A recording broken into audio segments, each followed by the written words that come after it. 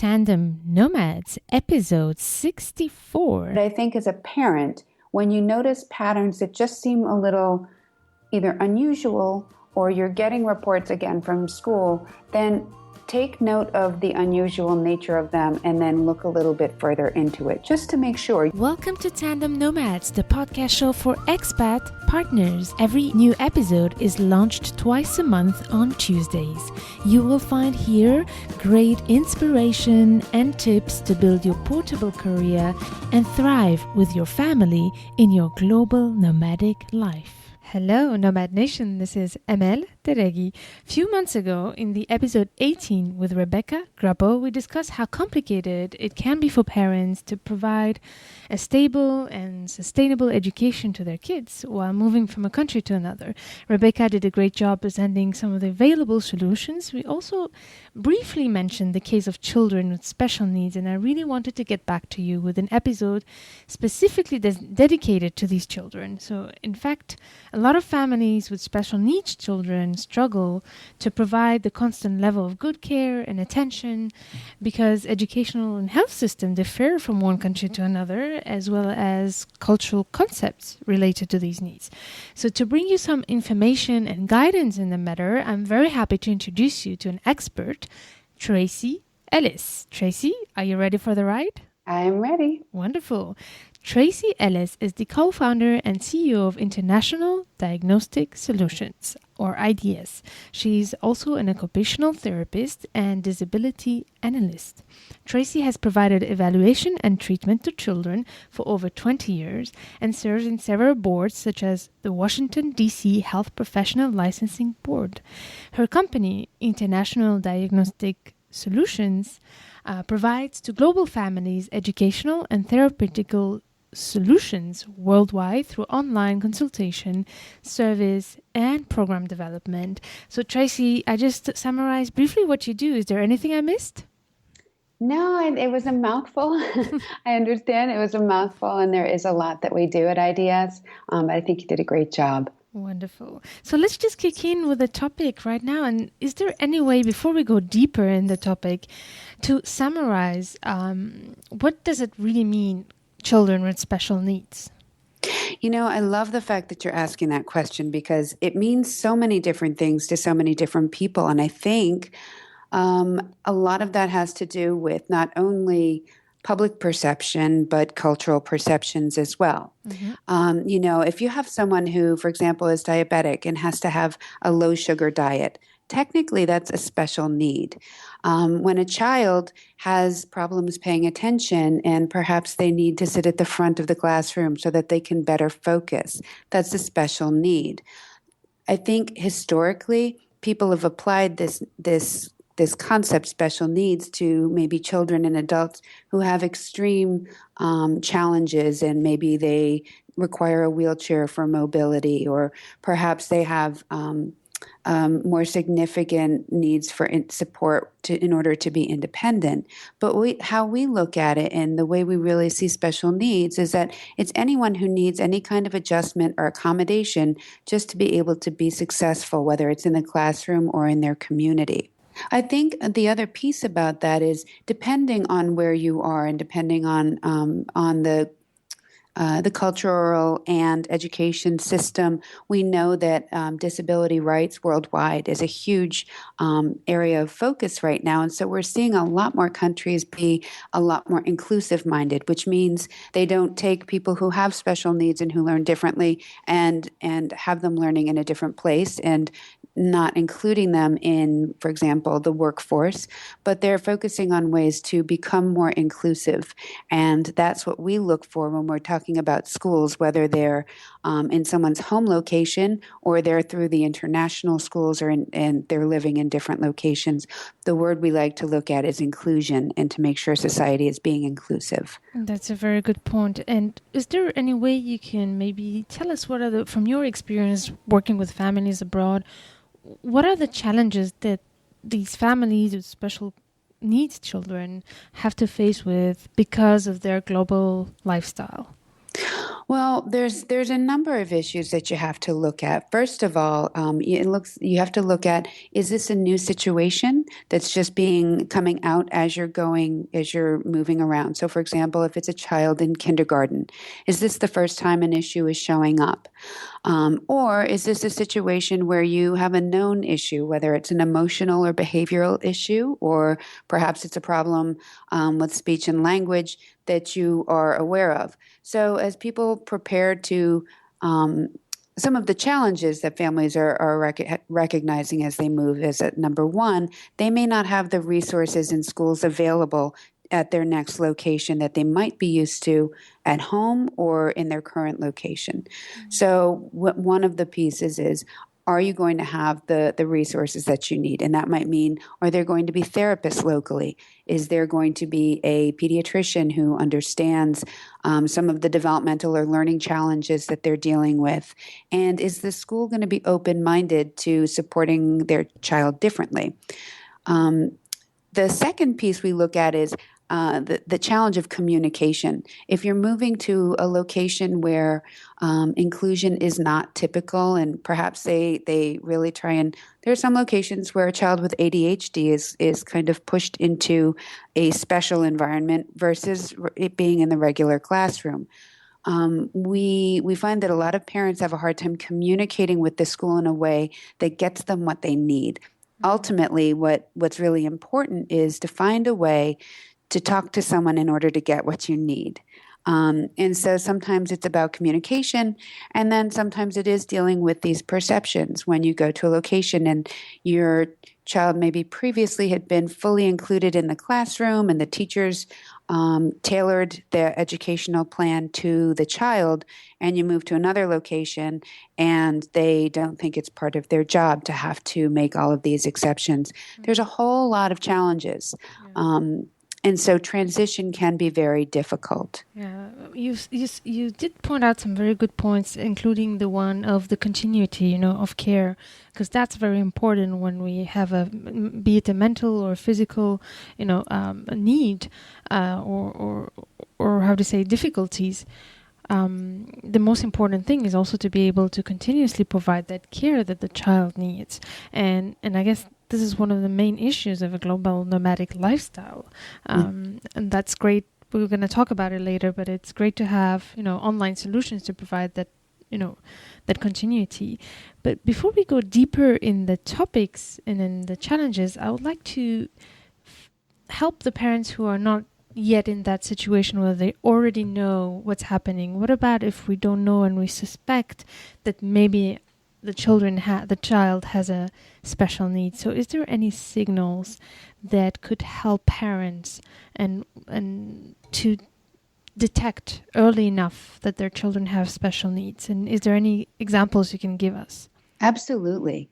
Well, first of all, as humans, we all fall on a continuum of development. So there's the motor development, the social emotional development, cognition, how our brain works, and our communication development. And so from birth till about 5, we look for everyone to be following there's a guideline, they're developmental milestones. So for parents with children 5 and under, you can go online and print out what those developmental milestones are, just to make sure that, okay, what should my child be doing between 2 and 4 months of age? At what time should they be sitting? When should they be standing? What age should they be when they are stringing 2 and 3 words together? So there are so many resources for parents to make sure, almost like a checklist, is my child meeting their developmental milestones? And again, it really doesn't matter where in the world you are. Those developmental milestones are pretty much the same. Now, the difference really comes in after that 5-year-old age range. In terms of a resource for parents, there are plenty online, but cdc.gov, for example, the Center for Disease Control, they have a listing of developmental milestones. Pathways.org is another one, and childmind.org. Those are just some examples where you can easily hop on and look at, for each age range, what your child should be doing, and then what are things that are flags for each of those different age ranges. Once you get to the 5-year-old and up range, then you really should be relying heavily on the educational system. What we look at is, and one of the pitfalls we see with kids in this age range is sometimes a teacher might communicate with the parents that, we're noticing that Bobby is really struggling with comprehension. And I think our first instinct as parents is to just jump in and be a little bit defensive, when in actuality, teachers are experts. So if it's a kindergarten or a first grade teacher, they are experts on what children should be doing at that age. So in essence, they're a continuation of those developmental milestone guidelines, right? Mm-hmm. So when they're sharing with you that there might be cause for concern, I think it's really helpful if parents look at them as, okay, this is just like my doctor saying we notice a problem, and let's look into it further. Because what we know is that early intervention is the most important aspect of working on any kind of developmental delays or learning challenges. So I think it's really important to listen to what teachers have to say and be open-minded.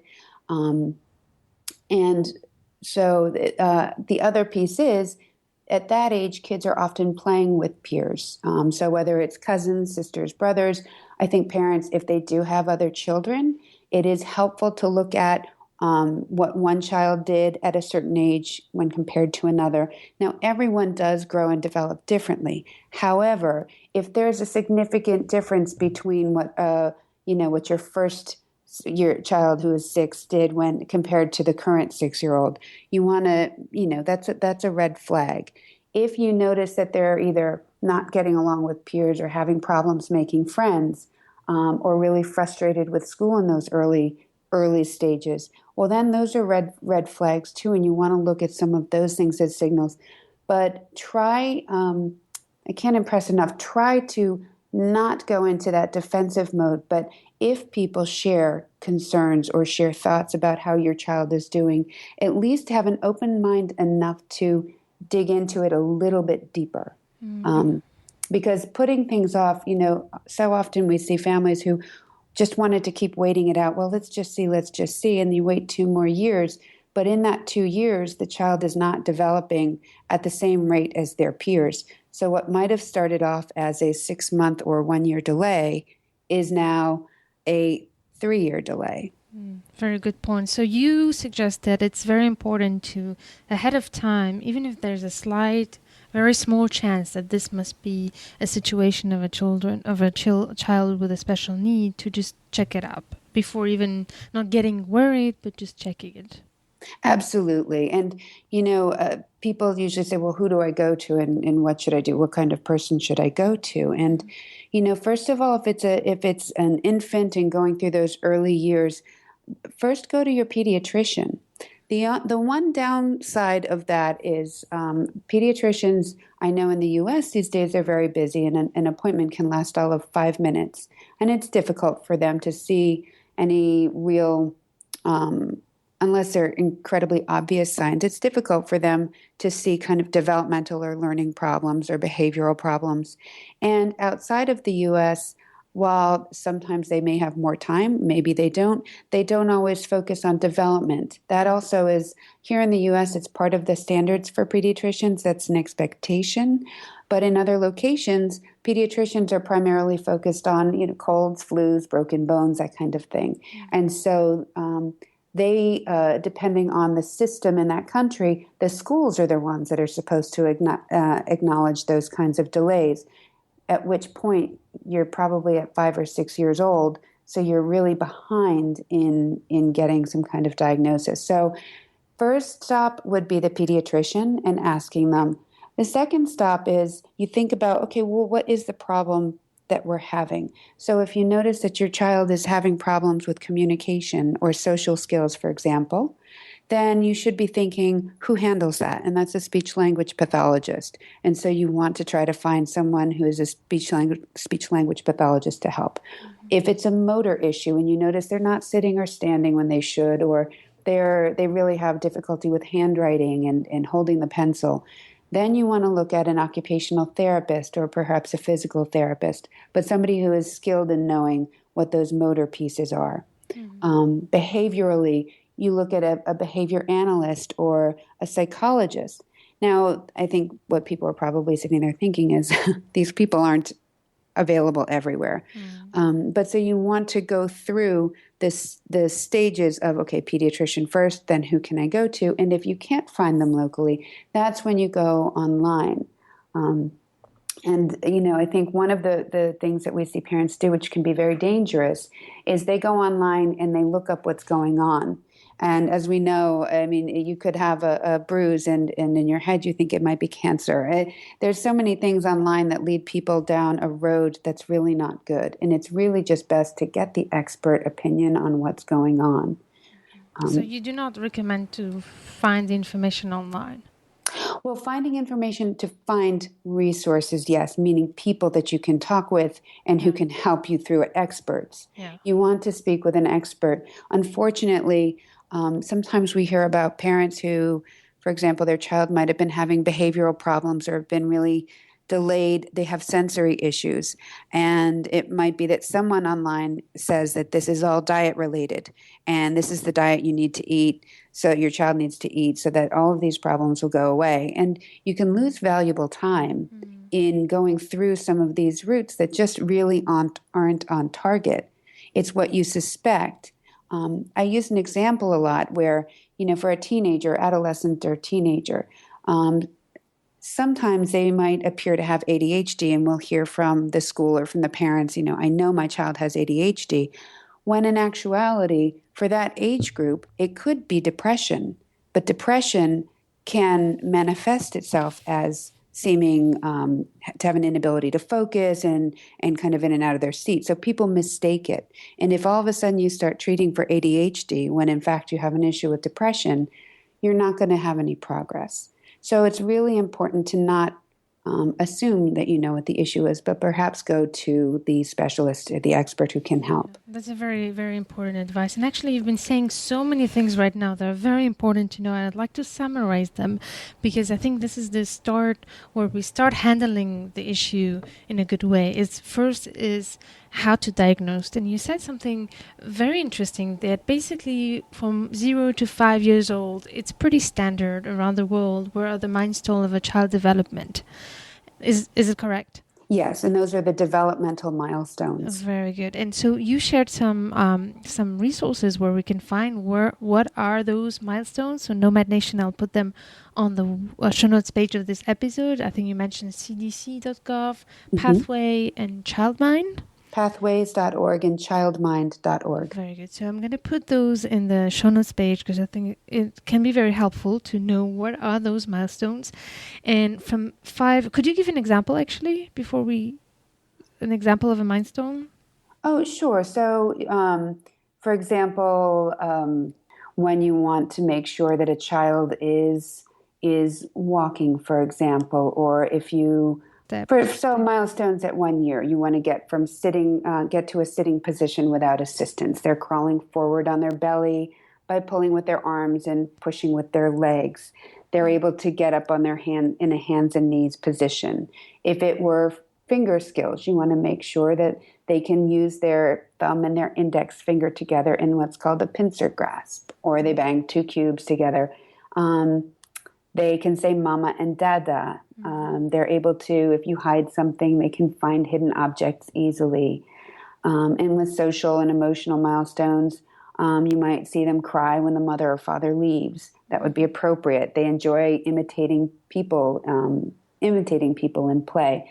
So you can go through all of these pieces, each of the different areas for each age group. And then they call it a developmental health watch. So at 1 year, they'll say, if your child does not crawl, this would be a red flag. If they drag one side of their body while crawling for over a month, that would be a red flag. If they don't point to objects or pictures or use gestures such as waving or shaking their head, those would be times to say, maybe I should get this checked out. Like I said, I will put these information on the show notes page. And then you said after 5 years, then it becomes a bit more complicated from a country to another and from a system to another. But basically what you said is that we have to pay attention to what the educational system and teachers are communicating with parents, and not necessarily get defensive if a teacher comes up with an issue, and really consider it, is it serious or not at that point. Exactly. And the second tip you gave was also, watch how our children are behaving with other children and other people. That if they have friends and if they're communicating with other people, are they having, some kind of social life as a children, right? Sure. But also, if your child is 7 and you see them out in some of their motor skills, for example, on the playground, and they have a 7-year-old friend, and the 7-year-old friend seems to be very, very much more advanced, and perhaps there's a 5-year-old on the playground and you see that your 7-year-old is maybe more like the 5-year-old. Those might be times that you say, maybe something is going on. You also can look at the school age level, also with some of the motor issues. We look at things like maybe they're clumsy. Are they always bumping into things?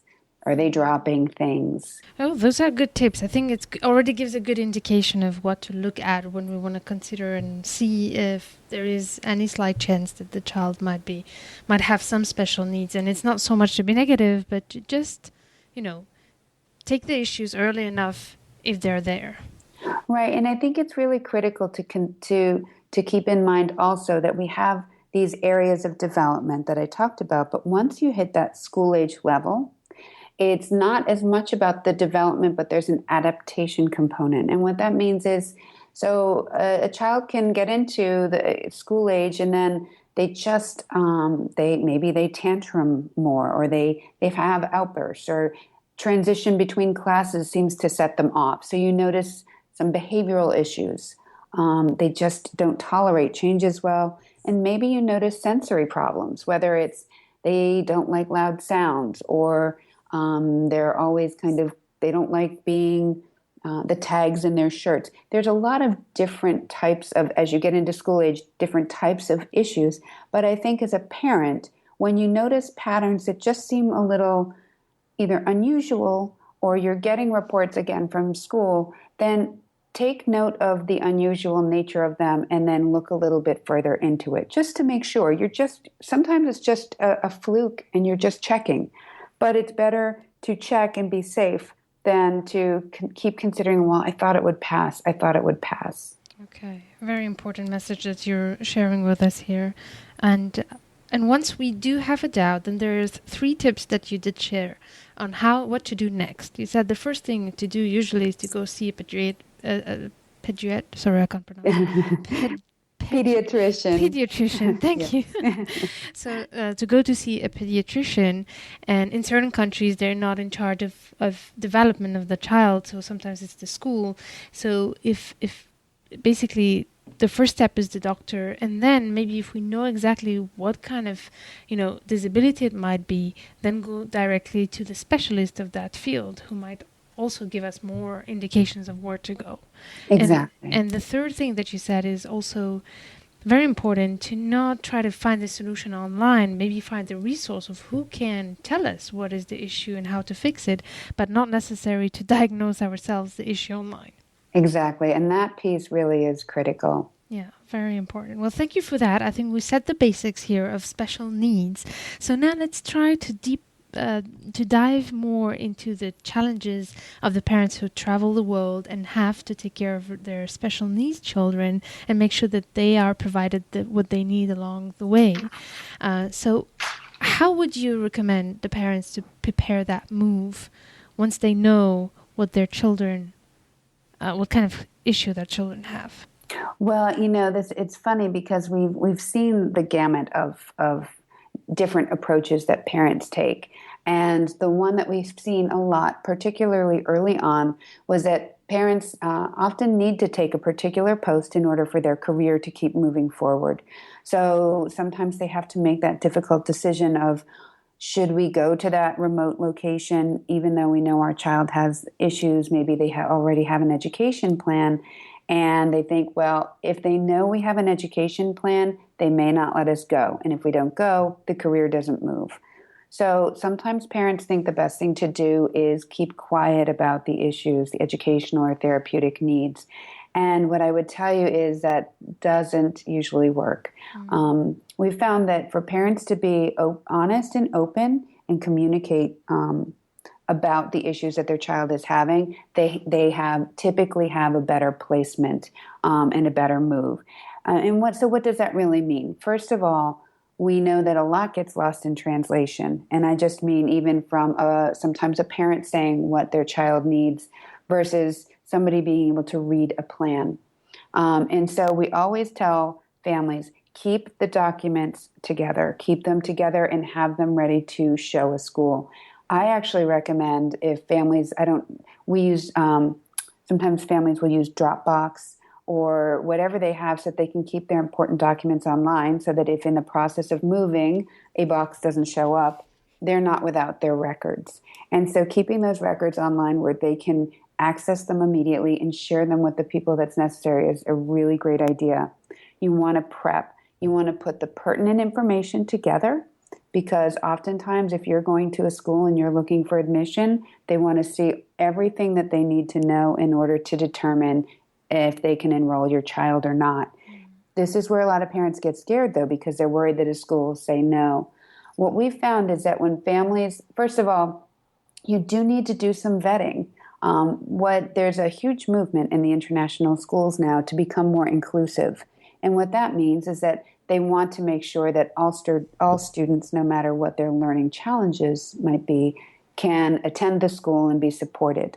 And so in that vein, it's nice to know that a parent can now talk to a school about their inclusion program. Do they have people who are educational specialists or special educational needs focused in these schools? And, we talked earlier about what does it mean for special needs. There's the language that's used in the international schools for just this issue is they say special educational needs, so SEN, which is different from, for example, here in the U.S. where we might say special ed or SPED. So just to keep in mind, it's about special educational needs. And sometimes schools do get a little bit nervous about it. But if you find a way that you can communicate what a child's needs are clearly, sometimes the school's like, oh, you know what? That doesn't sound so difficult. Yes, we can enroll your child. So it's about putting together a plan, finding the right language to use, and communicating your needs. So, for example, if a school knows that a child has an education plan and they have maybe some speech problems and some ADHD, they might say, you know what, we really can't do that. But if the parent tells them that they're getting speech therapy support online and that they need to be at the front of the class and they have a sensory diet that they're using in the classroom, so it's actually quite easy to support them, the school changes their mind. Sometimes you just need to explain what it is that you need, and it doesn't seem like such a big ask. Interesting. And then the other thing is just making sure that you don't hide and you don't take your perceptions of a school. For example, if a school isn't as open-minded, we say you get more bees with honey. And so I think that if you go in requesting and offering to maybe expand their knowledge of what's going on with your child or learning challenges versus going in and demanding that they help your child, I think that you'll get a lot more support. And what we've found is when there are schools that our families go to that are not providing support or haven't traditionally, and the family says, yes, but we actually have people who can train your teachers to support my child, the schools are open-minded to it, and they let us in, and then we have this great working relationship of supporting the kids in the school, and they're getting support at home. And then the other piece that I would say here is that for some families, they think they have to do it all on their own. But depending on who the employer is, you can get some additional support. For some of the different government, if your family is traveling, working with the government, whatever the government might be, someone at the embassy might be able to put a little pressure on the school to see if they can help. Those schools are largely in place to support a lot of the the embassy families. And so that's one way that you can do it. And sometimes they do get a lot of funding from large corporations. So in that respect, they have a little bit of an obligation also to help families. And so do try to reach out to your employers too to see if you can't get a little extra support. Very good point. Thank you so much, Tracey. You've been saying very, very helpful advice here to take care of our children who have special needs and move abroad. So I'm going to just summarize. I've noticed 5 major points here. The first one, a very important one, when you said don't ignore the issue, don't underestimate it, just take care of it. Don't move abroad saying, well, let's see what will happen, because that's kind of dangerous. If there's really an issue, we're just postponing the issue that might get bigger. And the second point you said is keep the records. And you mentioned Dropbox, for example. It's a great tool that I use a lot to just keep our documents available at any time, anywhere. And I really recommend it too.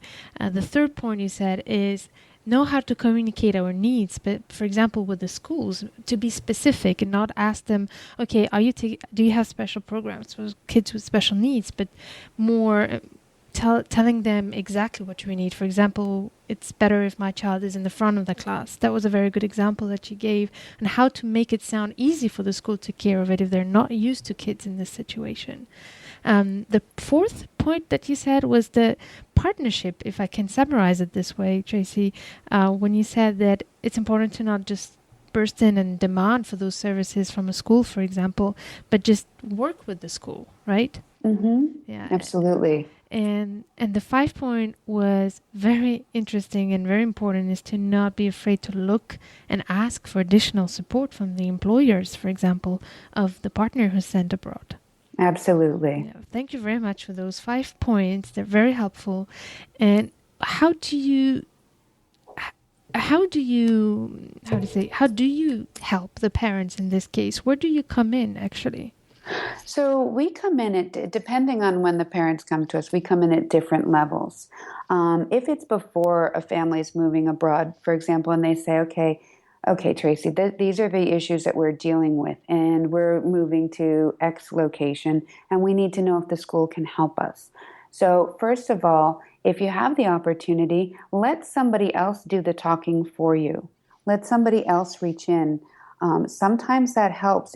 It's almost as instead of you trying to get a hold of a doctor and explain what's going on, it's sometimes if your doctor contacts the other doctor to let them know what's going on. It's that same mindset. So if they know that people in the field of education and therapeutic support are contacting them, they might say, okay, let's have a conversation about this. So sometimes we do this work of vetting of schools. So if a family is looking at 3 or 4 schools, they can ask us to look at which ones might be the most inclusive and able to help. When it comes, you mentioned this whole going from place to place earlier, and as our families are going along, and how difficult it can be. And one of the things that we find is having consistency is really key. So when we step in, it might be that we were working with a child in Zambia, and now they're moving to Switzerland, and so they get to keep their same speech therapist. And there is an educational specialist who's actually tracking their progress, just like they would if they had a full special education team. So with kids like this, the situation we just used, we would be reaching out to the school to explain how it would be very easy for them to support this child. But if they still felt a little bit nervous, let us provide a little bit of extra training. So we talked about this child having a sensory diet. My occupational therapist, who's certified in sensory integration, would be able to share what is a sensory diet and how does it help. And sometimes when you just give someone a little extra knowledge, if they know why they're doing something, they don't have any problem doing it. If you just give them a whole bunch of chores and they don't understand what it's all working towards, then they say, you know what, this is too much. So we do some training. We might be doing the direct therapy. We might be talking with the school. A lot of times when parents are getting ready to go, if they don't have an education plan with specific goals, we develop that for them as well. And I think that's key, because as you move around the world, for families who've had multiple moves, they've probably recognized that not all schools are the same. Mm-hmm. Some have a more rigorous academic program. Others probably didn't make the progress they should have in a year, even though they just attended a year of school. So what we like to do is make sure that families know that somebody is overseeing that their child is making the actual progress that they should make in a year. And when you have an education plan, you get annual goals. And if the child's not meeting those annual goals, well, why not? Do they need more support? Is there a need for more training? Are they not getting what they need in the classroom? And how do we adjust? Mm-hmm. So, and I think one of the keys is that, the parent is a parent. They're not an education specialist. They're not a speech therapist. They're not an occupational therapist. And they're not a behavior analyst. Mm-hmm. So it's not always fair to expect that they're going to know how to project the goals and what their child needs. And it's like I said earlier, going to the expert. And so what we do is we provide the team of experts so that they can come to us for help and know that whatever level of input they need, whether it's for us to have one conversation with the school or if they want us there for ongoing support, there are resources available. Very good point. So basically what you're doing is, I guess the important thing that we've discussed since the beginning is the assessment. And I guess you can come in to help assess the situation and then build a plan, like you mentioned previously, to go, live abroad from country to another, but still provide that sustainability in the education and the development of the child. Exactly. And actually one of the pieces that we hear about often is somebody might be in a location where there is no one locally to provide assessment in their language. So whether it's a Korean family living in Russia or an English-speaking family living in France, if you can't find someone to assess your child, sometimes parents go into panic. What are they going to do? And now they're going to have to go back home. They're going to have to move. What's going to happen? And so what we like to let people know is it doesn't have to be an emergency. Now, for certain aspects of learning needs and certain things require a diagnosis, especially to get the right kind of support. But some things don't. And what typically happens in a school, if you notice a child is having difficulty, then you bring in people who know the right questions to ask. You bring in the experts to talk to each other, talk to the parents, talk to the school, and really study what's going on, and then to give immediate resources to the school, to the teachers, things to do at home, things to do in the classroom. And this, a lot of times, just helps for us to further define, okay, we know these were the issues that were brought to us, but we think it's X, Y, and Z. Let's try these solutions, and if they don't work, let's try another set of solutions. But what we do is we fine tune and figure out what the primary issues are and set a plan in place to support those issues. So even without a diagnosis per se, for example, there may not be a diagnosis, but we might know that a child has fine motor delays and visual motor problems. Mm-hmm. There are plenty of things that the family and the teacher can work on with that child to help improve fine motor skills and visual motor skills. And that can wait until then diagnosis happens later. So there are ways to step in and get immediate support. And I think that's what's important for parents to know. You don't have to panic. You don't have to run home. Again, sometimes it's about reaching out to the experts. Let them put you at ease a little bit and let us ask some questions to figure out what's going on and get everyone on the right path. Yeah, that's a very good point. Actually, I would like to insist a bit on the we've been talking a lot about the schools here, and we haven't talked too much about, medical care, etc. I think that could be a whole new episode. Mm-hmm. But is there any, at some point, if the schools cannot provide the support that the kid needs abroad, have you ever had a case where you considered that it was time to go back home, for instance? Well, I think there's a couple of factors that are in mind here. And yes, there are times when it really the best choice is to go home. But everyone is different. For example, we've had families where there's 4 children, 3 are in the international school, and 1 is not allowed. And all of a sudden, the mom, who has been an accountant her entire life, let's say, is in a position to have to homeschool. And she has no education experience or anything. Is she willing to do the homeschooling or not? If she's not, then there's no school placement, then it's time to go home. But we see some parents who say, you know what, this is just what we have to do. And they dig in and they just make it work. For some families, they really embrace that, okay, we're gonna put together these home programs, we're gonna do everything we need to see if we can stay. But then for some families, it's, everyone's family situation is different. And it also depends on how much that situation is impacting on the kind of emotional health of the rest of the family. If every day and every week is wrought with stress and with anxiety because the behaviors of an 8-year-old are becoming worse and it's affecting the siblings and it's affecting the parental relationship, I think then to look at where can they get the most support is, and then they have to look at it that way. They could be in certain locations where there's tons of support and they have extreme needs, but there's support there and they don't need to go home. And sometimes it's better than home. Yeah, absolutely. I've worked with a lot of families in the D.C. area who stay in D.C. Because of the fact that back in their country, their child would be put in more of an institutionalized school, which isn't what they want. And so, again, you go where there's inclusion, but sometimes, and it's not necessarily the fault of the school, because sometimes they're just trying to make sure that before they have your child in, that they're not saying that they can support them when they really know they can't. That ethically, that wouldn't be proper for them either. So it really depends on issues around the family's kind of their courage and ability to really push through and try. It's a personal decision at the end of the day. How much can we put into it?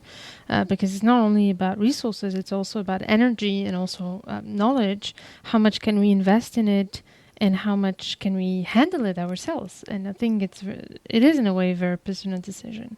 It is, and there are a couple of other pieces to take into consideration. A lot of times we talk about developmental delays. But if, for example, an issue has to do with something that's more degenerative in nature, maybe it's a syndrome that the prognosis isn't one of continual improvement, but that there might be ongoing medical aspects, then you might want to consider being in a location where you have access to the right kind of medical specialist. Of course. Absolutely. And at times when any of the issues, whether they're behavioral or mental health, impact on the safety of the child or even other people, I think families really have to consider not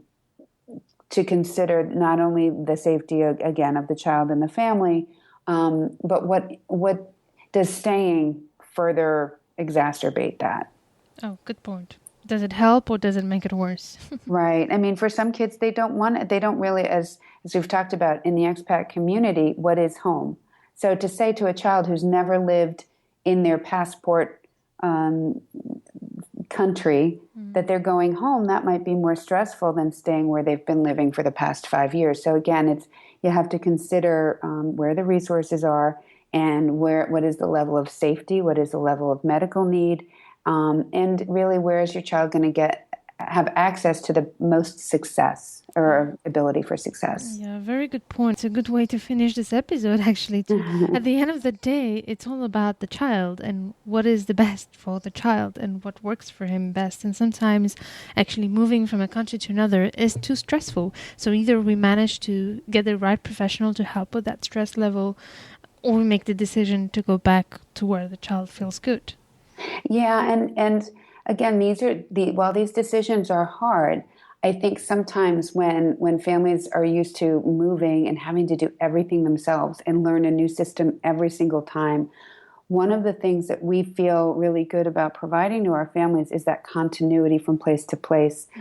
So, if you have a teenage girl who really is struggling with anxiety and some emotional issues, and she just can't stand moving because every time she moves, she has to find a new therapist. Well, in our situations when our kids have moved from location to location and they keep their counselor, how nice is that? Because they can work on it in advance. So prepping to move. And then they can be there with a familiar person during the transition and then afterwards. And I think it's really, really important that families realize they don't have to do it all on their own. They can ask for help, whether it's from their employer or it's going to resources like ours, but just realizing that they don't have to be under that bundle of stress of because what they're doing is, how do I figure out how to be an educator and how do I be a therapist and how do I do all these things on top of being a parent? And the hardest part is being a parent. Definitely.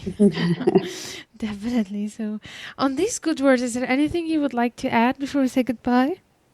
I think that's it. We have such a great team and a really diverse group of people working with us, and so we always welcome questions. We also love to hear what families are dealing with. So we always welcome emails, just sharing experiences, because what that helps us to do is make sure that we have the right people prepared and ready for when the request for help comes. So what is the best way to find you? So certainly they can go to our website, which is www.idsalliance.com. And there's a place where they can go in and share their email and their situation so that we can get back to them right away. And even if they just want to have a quick chat with us, a quick Skype, just to say, hey, do you think this is an issue or not? That's what we're here for. Fantastic. Tracey, this was really full of great advice. Thank you so much for taking the time for sharing all your knowledge here. Thank you. Nomad Nation, I hope that you enjoyed the great insights of our guest today. If you did, please make sure to share it with your friends. See you at the next episode and stay tuned to turn your challenges into great opportunities.